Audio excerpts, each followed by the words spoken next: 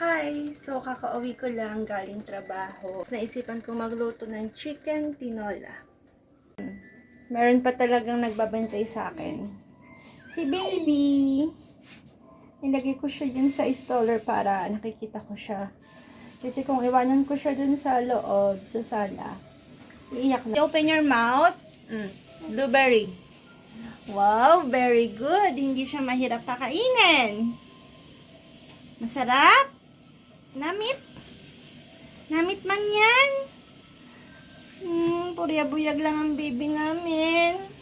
Magana talaga siyang kumain. Yum yum. Okay, chicken tinola na niluluto ko para sa aming hapunan. Namitas din ako ng malunggay tsaka dahon ng sili dyan sa kapitbahay. Oh, how mommy's gonna cook if you want mommy to carry you? Ha, baby? You want to help mommy in cooking? We're gonna put the malunggay and dahon ng sili to our sabaw.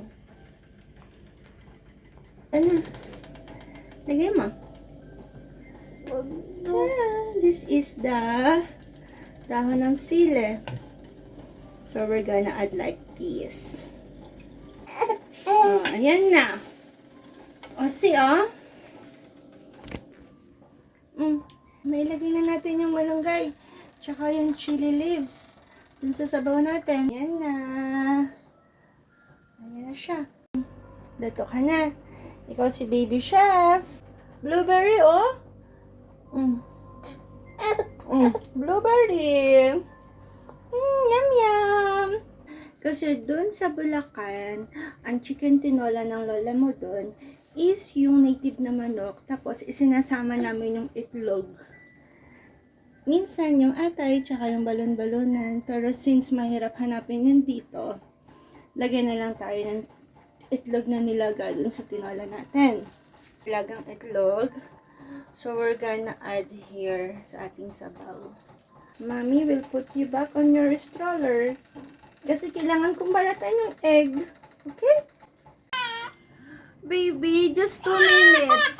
Okay? Just 2 minutes. Balatan lang ni Mami yung itlog. Lagay lang dun sa tinola. Diba? So, parang nasa probinsya lang din tayo. Kasi kakamiss yan eh. Dapat nga bumali din ako ng puso ng chicken. Tsaka ng atay or balon-balunan. Next time. You're being pasaway na, baby, ah.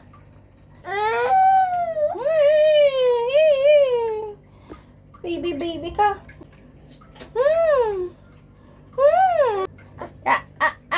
Bye ka muna sa kanila. Bye-bye. Bye-bye ka. Bye-bye. Bye ka. Bye-bye.